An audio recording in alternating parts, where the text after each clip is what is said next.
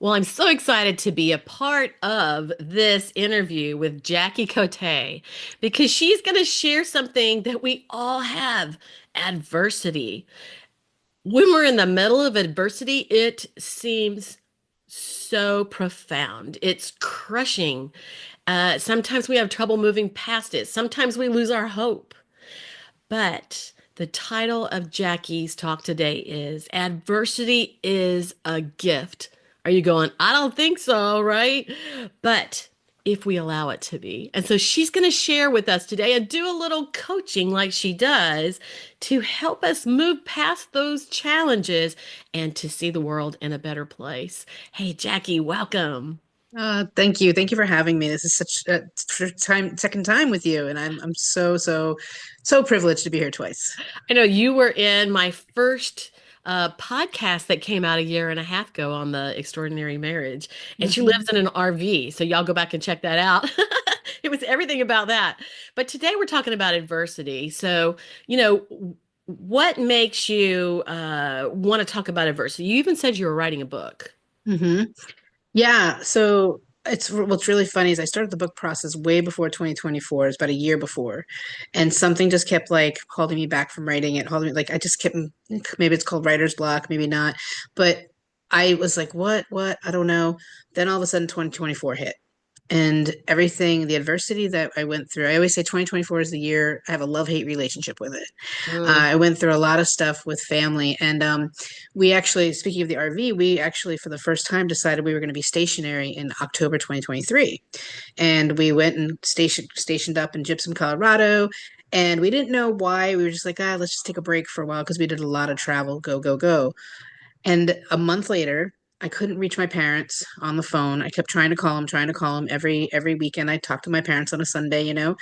And I finally called my brother. I'm like, "What's going on?" And he said, "Oh, did you hear? You didn't hear? Bev, who's my stepmom of 40 years, she's in the hospital, and we've been taking care of Dad." Well, first of all, I didn't know Dad needed to be taken care of because I didn't Mm. know he had dementia, and so now we've got the family trying to pull together to take care of him and her in the hospital. And I was like, okay, that inner knowing that tells you you got to go. And so it wasn't like a place like what they didn't ask me or anything. I was just like, I'm coming back east. I came back east to help them. That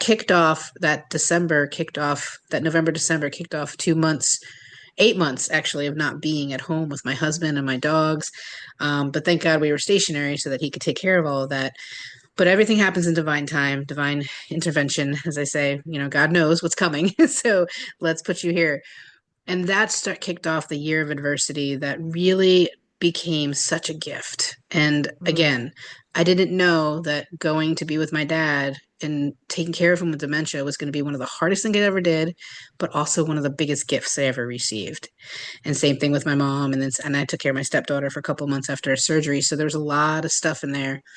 And what I totally didn't realize is the gifts that it gave me with my relationship and the strength that it gave us as a couple. And adversity is truly a way to help ourselves shine in this world. But in the moment, like you said, we don't think Mm-mm. so. We don't think No. so. So, Well, okay, so you're writing a book.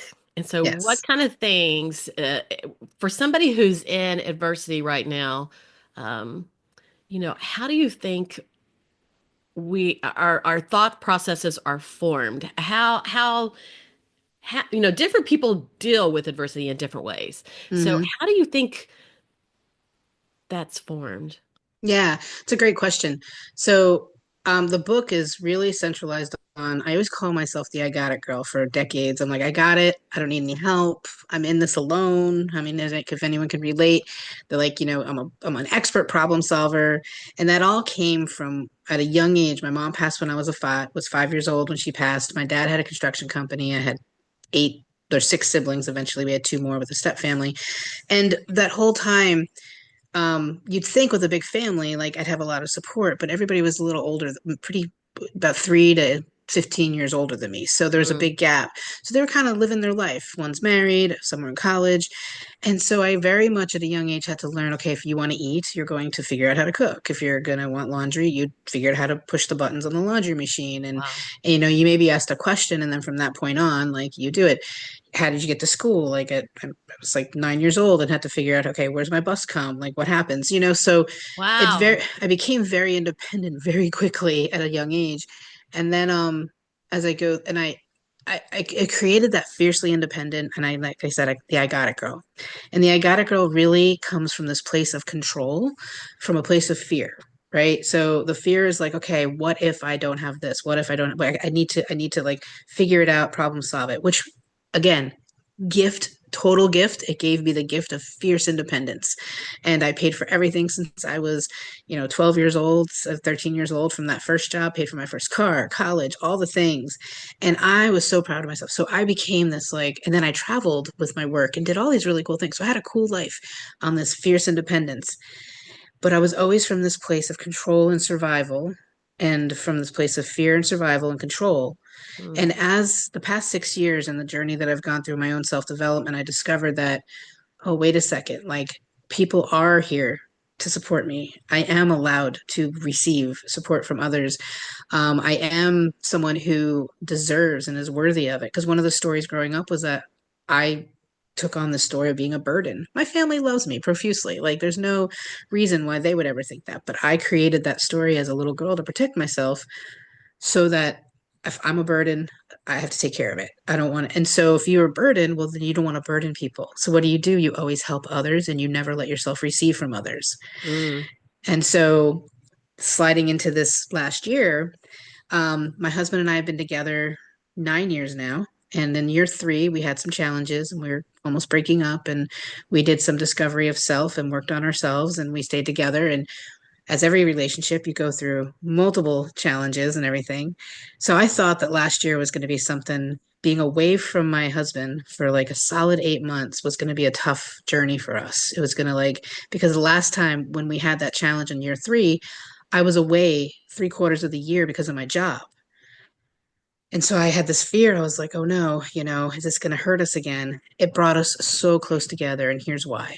Because that fierce, independent woman, the I got it girl, did not have the capacity to sit there and be in control and solve all the problems and take care of all the finances and all that. I literally had no capacity outside of caring for my father, caring for my stepmother, caring for my stepdaughter, and had to be fully present in those states.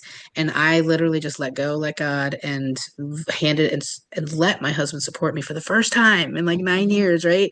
Mm. And I didn't see it that way until like I came home. You're gonna laugh. I came home in between helping my dad and my mom, and I was giving my husband my big hug, and I'm right at his beard level, you know, right where his beard and his goatee is, whichever he has. And I was like, "You smell really good. What is that?" And he's like, "I got beard oil." And I was like, oh, okay. And I know that sounds really weird. Like, why would that be? I'm like, but it showed this level of like confidence in self because he had taken over like the finances. I had let my business put my business on hold. It was some heavy stuff I was taking care of. And first time in my life I fully surrendered and let go. And like he got the ability finally after 9 years to I finally allowed him to allowed myself to allow him to let me receive fully support, love, and not feel like a burden. And I got to tell you that has shifted me in so many ways. Now I allow myself to receive wonderful things from people without feeling I have to do back. I have to give anybody else relate to that. It's like transactional. If you do good for me, I got to do good for Oh, you. I And I want to don't, do that for somebody because they help me. Yeah. yeah, but you don't have to. Like, I want to do it because I want to give, but I also, people want to do nice things for us. People want to support us, and they don't expect back all the time. Some do, like I used to, but it's like it's a gift for them to be able to support us. So the adversity gave me so many gifts to be able to like really bring my relationship closer than it's ever been. And I'm forever grateful. It was really hard being away from him, but it brought us closer every time I did something. And each time I got back, I was like, and I let him financially support me, which is the first time I will tell you in 50 Mm. years of my life I've ever let anyone financially support me. Jackie, I have to say, how do you think that made him feel? So often we uh what would you, my words Demas aren't coming to demasculine. demasculize. I Yeah, don't know if we that's a word, take but away men's masculinity hmm and their strength and their power to take care and provide and do. And as women, so often when we do everything, hmm we take that away from them. So think about how that made your husband feel. I mean, when y'all went back together, that's probably where you're going with this. He was empowered. He felt like a yes. strong man. He felt important. He took care of you. He was there to hmm empathize and probably a listening ear for you. I hmm can't imagine. And so, how did this bring you closer? Well, I was thinking about the comparison to the first time at the 3 year mark before I had done my inner work, my healing, my awareness of self awareness, self love, all that. Like that's what has helped me. If I hadn't done all that, this wouldn't have been the experience last year. But I think about when I'd come home back then from long times away, I would I'd be like, okay, did you do this? And did you do this? And again, and can Checklist. you and those listening, I'm pointing a finger out, and I kept pointing my finger out at him, going, you could do more, and you could do this, you could do that. So not only did I leave him, then I came home and I didn't believe in him, and I didn't like have any trust that he could take it because I needed to be in control from that place of like, okay, I'm in control, survival, and I didn't recognize that I had someone else who really wanted to help me, like really wanted to be there.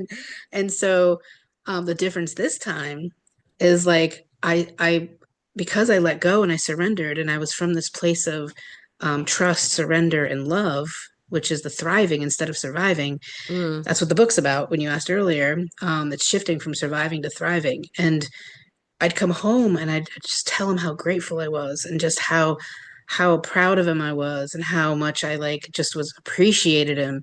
And I'm a different person, so I could receive so differently. I could allow him I allowed myself to be in the feminine, that feminine energy where you're just like, I get to be flowy and supported, right? hmm. And that's like an experience that I never truly, truly had until like again, 8 years into our relationship and all the It, other relationships I've had, right? it's really nice, isn't it? So nice. It's so Yeah. relieving. And like still like and it's funny, I was like, I still work and have my business and this and that. And I was worried. Here's another thing for those of us who have businesses, when we let the foot off the gas or we let something we let the business lessen itself, right? There's some guilt and shame in that. You're like, oh, I let the business down. I'm like, oh, it's blowing up. I'm not good at this anymore. Like I you let can't it do it all. I can't do it. Mm-mm. Well, I ended up going to my bookkeeper, and it's funny, my bookkeeper became my coach too, in the sense she said, I said, yeah, I know the business is half of what it made. And she goes, yeah, but how much did your husband make? And I told her, and she's like, oh, you made more money than last year, just so you know. But you actually didn't do it all. You allowed him to do it. And it was the first time I was like, oh, wow. Like I get to be supported. What? And it's not that he never wanted to. I just never let him. I never Hmm. allowed myself to receive it and receive fully, and that. So all the adversity last year gave me that gift. There's so many gifts it gave me, but in that capacity, and to your point, I didn't have the capacity. So I had to like let go and surrender to it and just trust that like I'm going to be supported exactly how I need to be supported. So you got to this point because you had to, because you weren't able to do it all. Mm-hmm. And I will say quite often, like our focus, we as women, we try to focus on, I mean, I do it, three, four, five things all at once. Sometimes I'm on my computer working and I have all these different windows open. And then I'm like, I pop over here, I pop over there. And then I'm like, now where was I and what was I doing? Because I have too many windows open. One of the analogies I learned back as a sales director with Mary Kay was like, for women, we have all these cabinet doors. We can all picture the kitchen, right? We have all these cabinet doors open in our kitchen, and we would never really do that. We open one at a time. But the analogy is we have them all open, and when you're looking at everything open, you don't know what to do first, and you feel confused, and a confused person does nothing, right? Mm-hmm. And so, um, and they're anxious and frustrated, and then you're hard on yourself. Now, what I hear with you, Jackie, is that you were the opposite of like the adversity helped you let go and Hmm. let your husband help you. But I also, since you are a coach, I want you to just say a few things on that person who is crushed during adversity and Hmm. can't manage because they're not powerful like you were. They're crushed during adversity because we're looking at what do we learn from Hmm. adversity? So I'm gonna tap into the experience I had with my dad. I remember getting there, flying across the country because I'm in Colorado, and flying across to take care of him for the couple months because the goal was to just take care of him in the house full time until we found a place for him. So I get there and my brothers hand me this piece of paper and they're like, here's his TV shows, here's what he eats, here's his medicine. And that was like all that's on the paper. So I was like, got it, girl. I got this. I'm going to take care of this. Of course, in my brain somewhere, I was probably saying I could fix this. Um, totally fine. And I'm going to run my business. So we go 12 hours into the day and then sundowning. And those of you who've ever dealt with a dementia patient, like sundowning, they're a completely different person, completely different. They go into like a state of like anxiety and anger. Mm. It just depends on the person. But my dad went into like an anger state I've never witnessed my father angry, like never in my life. And so I'm sitting there going, well, I was just dumbfounded. I was like, what did I sign up for? I'm his daughter. I'm not his caretaker, right? So I haven't switched my mindset to caretaker at this point because I'm like, I'm the daughter and I can fix it and I can take care of it. Well, I was losing it. And it was probably 2 hours of this. And so I called my brother and I was like, you got to help me talk him down. And so he helped me talk him down, this and that. So then I'm done. I get him. The man didn't sleep much more than like 30 minutes at a time. So I get him sleeping and I get to the back of the couch. I sit on the couch behind him, open up my laptop, and I just started crying. Mm. And I just started crying because I'm like staring, like you said, I'm staring at the cabinets. I'm staring at my laptop going, I don't know what to do. And I just thought I could just handle it all, right? I thought I could just go back to work and then in the downtime is quote unquote.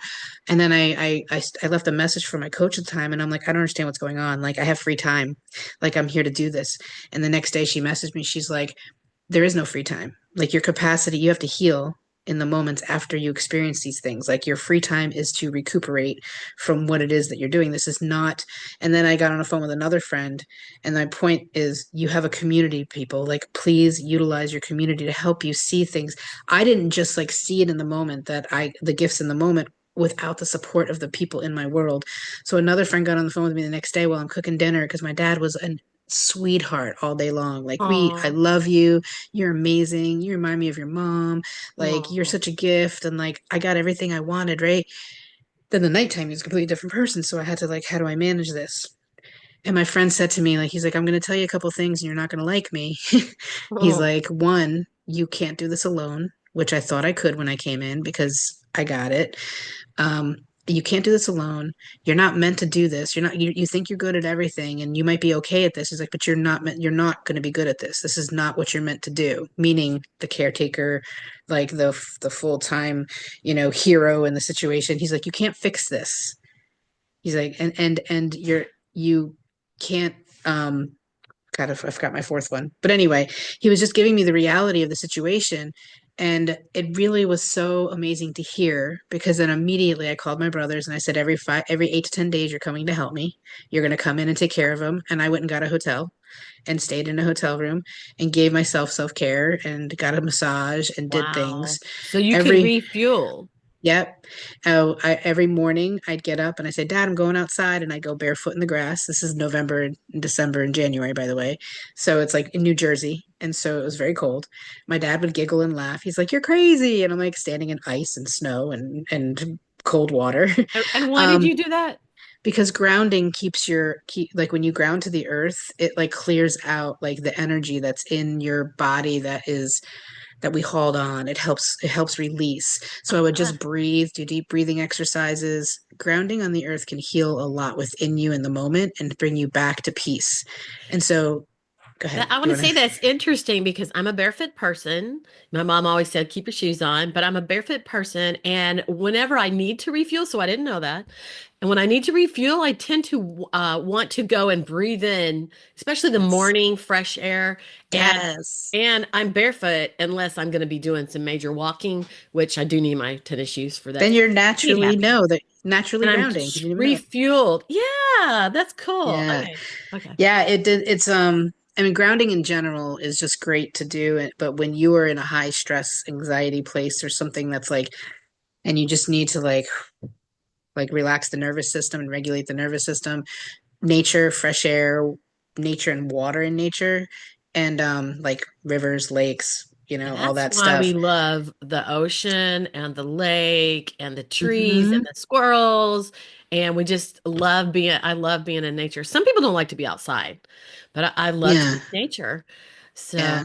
I And so just, that was my reality. Like it was day two when this friend of mine said this to me, and I was like, he's right. I don't have to like try to fix this. I'm not going to. I don't have to be perfect at this. I don't have to like hold on tight to the control of the situation. I get to let go. I get to get support. I get to um give myself grace, right? I get to do all this stuff. But I needed someone to like, because I came in like guns a blazing, like I can do this, I'm the I got it girl. And within 2 days, I was like, nope. and the thing is that we can see and use all of our knowledge and all the things that we know to help someone else. Mhm. But when it comes to us and we end up in that position, it is different. And now we have all those emotions. And Mhm. so we, like the people we help, suddenly our emotions take over and we can't see and know what we ourselves already know. So we Right. need that help. So when he told you that, then you understood that I'm always saying this, you have to refill your cup in order Mhm. to take care of anyone else. And as women, we do not refill our cup and we literally become empty. And in my marriage stuff, I say we end up in the crazy cycle because he's tired and empty and you're tired and empty and roar, you know? Mhm. So that was such a gift because your friend told you what he thought you might not want to hear, but boy, did you Mhm. need to hear it. Absolutely. And we have to be open and willing to, receive that support and help. And sometimes it's not comfortable and sometimes it's not what you want to hear. And, to your point, like we're all stuck in this, you've probably heard the analogy, you're stuck in this jar and we have these labels on outside of the jar. Like, so Mm. let's say you're stuck in like I don't know why I always say mayonnaise. I don't even really eat mayonnaise. But anyway, you're stuck in a mayonnaise jar and there's a label on the outside. Like you can't see the label from the inside. That's why we have other people. They help see what we cannot see and shine light on things that to help us think different, to help us take the thoughts that we're like you said, like we're just too in it.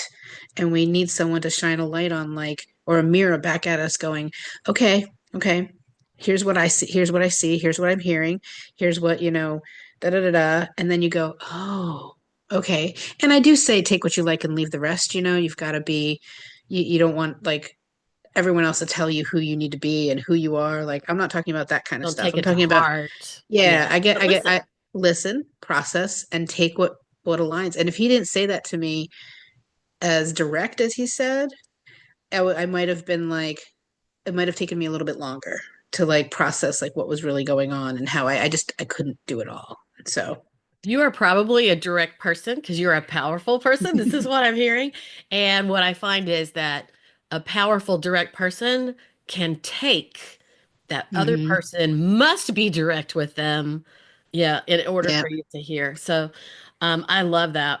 Well, and so I hear where you found your strength, as you step back and took that time alone so that you could leave your father's house and you let other people help you and be in charge because often in that situation, I hear people saying, no one's helping me. I have a brother and a sister and a this and a that, and no one's doing anything besides me. But did you contact all of them? It takes one person to contact all of them and make a plan. What Hmm. can you do? Well, you're really busy, but what can you do? Hmm. And filling all of that out. Hmm. So we hear that adversity has been a gift. And so what all did you find as you look back at this? What could you tell the people whenever they're thinking about the diversity they're having? Because it's when we're having adversity, it's different than when everyone else is having it, right? Oh yeah, yeah, yeah, What yeah. can we do to stop and recognize and take steps to move forward? Great question. It's really about the how we react versus respond, right? And we can pause in a moment of overwhelm, anxiety, or this and that. Of course, the breathing, the grounding, like some things, like take the 60 seconds to breathe. Pause. Like it literally is like 60 seconds. Take the 2 minutes to go outside and breathe in the fresh air and put your feet in. That's just small things that we can do. We think it's so, I can't self care. It's so much. No, it's not. It's like 60 seconds. But then the moment of pause gives us a time to not react because our reactions are based on our stories and all of the things like my brother never helps, this person never does this doesn't this, they don't offer with it. I always have to ask, like we react to all of that Powerful. past, That's right. right? But if we pause, it gives us a moment to reflect and respond instead of react. And response is very like, hmm, I get curious about the situation. I give myself time to assess it and then respond if respond is necessary, but also receive what in the moment is truly a gift. And I'll give you an example, but then also releases what doesn't serve us. So it's Mm. important. It's pause, respond, pause, assess, respond, and then receive and then release. And an example of that is like I, after the 2 months, 2.5 months with my dad, we got a wonderful place. We put him in a wonderful memory care facility, which is great which is funny because I'm actually in Jersey right now and I'm going to go see him. So I'm visiting him this week. We were so happy. And I get back to the house that we were staying at where my parents lived. And now both my parents are not in it. And I'm in this house alone. And I just start crying. Like I start bawling when I get home. I'm like, why am I crying? I don't understand this. I accomplished the goal, right? I got him into a place, and I was so proud of myself for the support and all the things and yay. And I realized like in that moment that I gave myself the grace to go, huh, you finally got alone time with dad after 51 years. You never got to be Oh, alone. And so, but if I didn't take the time to like, if I didn't just go right into the next thing and the next thing and the next thing, but I took the time to let myself release, receive, process, all of that stuff, I wouldn't have gotten that gift, right? That's a childhood wound that I never realized I had, that I always wanted time with my dad, just me and him, because we literally are identical. Like, picture me bald, and that's my dad. And so I we are don't the want to do like, that. no, I know I'm not very attractive, but my dad's very attractive. But, and so to receive that gift in the moment and understand that like as hard as this was, I it's such a gift. I wouldn't have changed it for a world. My dad and I would go to like the pond and look at the ducks and eat our Wawa sandwich. If you're an East Coaster, you know about Wawa subs. And like they're the best like big turkey subs like for $5, and we would sit there and we'd laugh and we'd carve stuff in the sand. And my dad's like 90 at this time, he was 92, 91, right? And so I treasure that.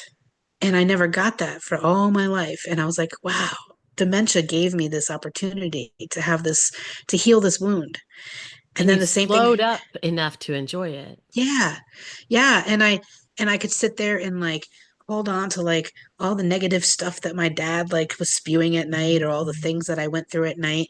Um, but in the end, I got to take the gifts and I got to leave all that behind. And now I get to just enjoy my time when I'm with him. I don't have to, worry about all the other stuff we have to worry about. So, and that happened over and over. Like when I spent the time with my mom, I've all these like gifts of were coming out of this really hard time because my dad's brain was going, but my mom's body was going. My mom's body was great. My mom's mind was great. So we had both situations, like both dualities Mm. that's going on at the same exact time. And so there's a lot I could take in. There's a lot I could harbor. And then there's family dynamics because when things go down, family stuff goes kind of cuckoo bananas and people start changing the way they are. And that was weird too. And so I could sit there and go, oh, well, he was this and they did this and what. Or I could release that and look at all the gifts, look at all the things that came beautiful that came from it. And in the moment it was hard. I'm not telling you guys it wasn't like I mean, I got on the phone with my one brother and was like, why is so and so being a jerk? Like, what's going on? And then I got the opportunity to pause, reflect, assess, respond, release, and receive. So And for other family members, everybody contends with those emotions that are going on in those situations, and everybody deals with those emotions differently. And some people become angry, Hmm. some people are easygoing and helpful, and some are Hmm. sarcastic, and that's the kind of stuff that you deal with then. And you're like, "Well, I love my sibling, and like, why are they acting like this? This is not who they are." Thank But you for bringing it up because if we can remember that it's not about us, if yes. we can remember that like their reaction Yes. has nothing to do with us, that's a really important point. So thank you for bringing that up. And we get to go, that's not about me. That's them processing. That's them dealing with it, like you said. And it's not my job to fix that, change that. Like they have to go through their own journey. And so I definitely had to tell myself a lot, ask myself that question. Okay, is this is this me? Is that them? Oh no, okay, that's about them, you know, and I'm doing what I can. I have a tattoo on my arm that says "What would love do?" and it's right on my wrist, and I have to like look at it and read it during times. Go, okay, what would love do right now, Jackie? Does love have to be right? No, Uh, you don't have to be right. You just let them do their thing. and being that this is the Marriage and Moms Summit, what you just said about now I'm going to forget what it was, but it also pertained to husbands. It's Hmm. not about you, like whenever they're cranky, it's not about you. It's about something else that went on during the day. Whenever a child, talking about moms, whenever a child is spouting off, and whether it's in a classroom or at home, it's not about you. It's about something that's going Hmm. on or something that's bothering them. And that goes back again to that we all react to things differently. And when somebody has anger, it's kind of hard to deal with. Just like when your Hmm. dad had the sundowners and he got Hmm. angry, it wouldn't have done you any good to argue with him because you would be like arguing with a brick wall because Right. you would not be able to reason with him. And often we try to reason with people who are Hmm. unreasonable, but Yeah. whatever is bothering them, hurting people hurt others, right? Hmm. Yeah. It's fun. When my so I've stood by my mom's side for about 2 months during her journey too, because I was being her advocate between the hospital and the facilities, and I was trying to figure out why things were not working out well. And I'm like, there's something wrong here. So left Colorado again, and came back and took care of her for a couple months. And watching her, and you just said she would have these like anger spurts, and like everybody was wrong but her. And I remember in the moment being like, well, that's not true. What she's saying is not true, but does it matter? Like I was able to, because this woman's losing all of her bodily function. Imagine being in her spot. Like imagine how much, how angry she is inside, going through. Like, why is her body giving up on her? Why is it her? Why does she have to go through this? Like, and I just sat there and I was like, I hear you. I just listened That's and I right. let her do her thing. And I learned a lot about letting go of control, like by watching her go through the process that she went through too. Like she was such a put together, in control woman, like I was growing getting up with ready to her. ask that. Is she like you, Jackie? Oh my gosh. And I get so much of that from her. There you And go. she came into my life when I was about 8, and And they she got raised married. you. Yeah, Yeah. pretty much. And so I'm so grateful for that, all those parts of like she was the one who helped me see that I could travel and just do anything, like and just go for it, and all that powerful stand in your power. But she didn't let go of control until the last 2 months of her life. And Right. that showed me like I'm not waiting that long. Like I watched Well, her she didn't get a shift. choice at Yeah. that point. She didn't have a choice. Well, and she held on, girl. Even when her body, like she held on. She's like, I'm gonna, and da da da da da da. And then finally, there's a point where she was like, okay, I gotta let go. And then she just cried. Like she wouldn't cry. She wasn't someone who Oh. like had feelings, and that's a whole nother podcast There we about go. letting yourself feel your feels. And then when she broke to that point, I realized I'm like, that was me, and I'm on this side now, and watching her get to that side, even if it's just for the last couple months, was so beautiful. Well, this has been such a wonderful thing doing this with you, especially since we Thank you. first met about a year and a half ago when we did our first podcast together. And so, what would you want to leave people with? Because I think this was an awesome message for people. And I would think that 80% of the people need to hear it, you know? Yeah, I really just want to leave with that piece that we go, life's going to happen, and you are allowed to have peace amongst the chaos, which I think we think when we're in the like the muck of things or the hard things, like it's just got to be hard and it's got to be this and it's got to be that. And but we get to see that there's a purpose why everything's happening for us. And I don't know about you, but when someone said to me like everything's happening for a reason, like sometimes you want to be like, shut up. like but but it's true and you don't see it till later on, right? But I live by that now and I go, okay, there's a reason why this is happening. And whenever really hard stuff happens, I know there's something beautiful on the other side. So like I literally when something hard is happening, whether it's financially or whether it's with my health or I'm like, okay, like I get to pause and all the things we talked about earlier, but I'm like something great's happening after this. Like something amazing is happening because for every darkness there's light. We need the darkness to see the Oh, light. You yes. you need the hard times to really understand what love is, to really And understand what joy appreciate. is, appreciation, gratitude. Like we need these things in our lives. And if we can see it as a gift Mm. and a strength, then it one, we can get through it a little easier with a little more peace and a lot more peace actually if we let it like we said in the very beginning of the title like, if we let it but we got to let it we're not raised this way by the way this is a different way of thinking we're not raised well normally it's like struggle push through yada yada like this is hard and this happened to me and this happened to me and it's like no this happened to me and I'm so glad like I'm so glad that I Because got I to be by learned yeah something from it. mm-hmm. Because I learned something from it. Well, so I would say, like, as coaches, w- we are great coaches, but when we go through adversity ourselves, I would say that you're an even better coach because now you have a whole new enlightening, you have a whole new perspective of things. So tell us a little bit about, as you're finishing, about your coaching and who you can help. Yeah, I just read this year, by the way, what you just said is really spot on because this past year has made me a completely different woman in a different way of being. And now I truly want to serve women and helping them be like, and I capitalize BE when I say being because it's like, who are we being to have the life we desire, to create the things, to co-create the things we desire, to live. And most women that come to me are the ones who have already created these like great lives of success and money and everything, but they are Jackie, I'm not happy. Like I really want a life, right? And I'm usually the one that's like, what do you need to quit? What do you need to get rid of? What do you need to delegate? What do you need to get off your calendar? Like, let's I do might need to less. call you. I might need to call you.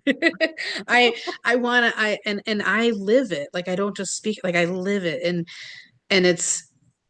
and I come from a restaurant background as we said in the first podcast. Like I come from working 70 hours a week, Mm. days, nights, weekends. I mean, I had a dad who did 80 hours a week with his business.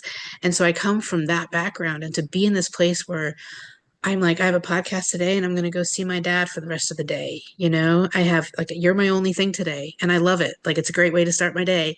And I went to breakfast with my brother and my sister-in-law this morning.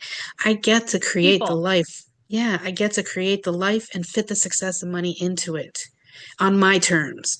And that is really like my sweet spot is helping women see like you get to have this and that. I'm not sacrificing the money and the success. I'm letting that be a thing that fits into the life first. My choices are determined on that based on the life I desire, based on the way I want to be. And then it's like helping women who do you need to be to make that change? And I have women who have 22 years in their own business and they're like, I'm ready to like move on. That's new to them. They don't understand how to be the person who's going to be overseeing the business versus doing the business, and that's a totally different mindset. And I did that for 30 years in my last career of teaching people how to be the leader of people, not the doer of things. And so I want women to like just awaken, empower, and own who the heck they are so they can have that life they truly, truly desire and not they don't have to sacrifice all the other stuff they've already done. It's just a different way of looking at it. Well, and there's a lot of moms on here, and even moms that are at home and not working, Yes. they have a whole different job. And so often we like make out like it's not as important to be a stay-at-home Mm-mm. mom. But raising Yes. our kids who can think for themselves, make decisions, decipher, be kind, be thoughtful, and all those kind of Hmm. things are of the utmost importance because sometimes they're not learning those things in school. And so knowing what's going on with your kids, and I'll bring my daughter into this because she's raising two kids right now, and she does try to be everything. So she kind of fit into your category, but well, she works also. Well, but I've But helped many stay-at-home moms. I thank you for bringing that up because the stay-at-home mom loses their identity over time of the being of who they are as a woman, like as an individual. And many of them go, Jackie, I'm not sure what to do. Like they're going off to college, and I literally am like kind of this has empty. been my identity for 18 Yeah. years. And it's such a beautiful career of taking care. And they're like, but I desire what's next, and I don't know what that is, and so I help them see. I like to say I awaken the woman inside that's dying to come out and play. Because now she has a chance again because Right. she's not busy with the children all the time. You hear that all the time that Hmm. women, as their kids go off to school, that now what do I do? Right? Yeah, I yeah, love it. yeah. Well, thank you so much. I think that you really shared your heart, and that's always the best. Thank you, and it's been just a pleasure to be here again. Thank you for giving me the opportunity. Thank you.